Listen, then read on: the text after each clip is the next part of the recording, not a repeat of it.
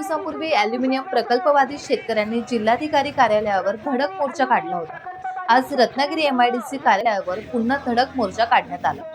सरकार आमची दखल घेत नसल्याचं मोर्चेकरांचं म्हणणं आहे। एमआयडीसीचा मनमानी कारभार असल्याची टीका त्यांनी यावेळी केली।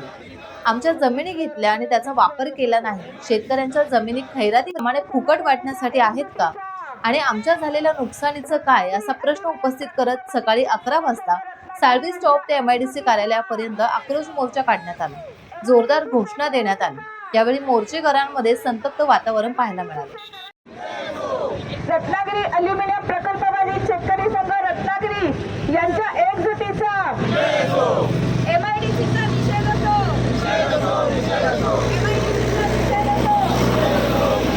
एमआयडीसीचा निषेध असो, या सरकारच्या नाकर्तेपणाचा निषेध असो। टाइम्स डिजिटलला लाईक करा, सबस्क्राईब करा, शेअर करा आणि बेल आयकॉन दाबायला विसरू नका। पाहत रहा टाइम्स डिजिटल।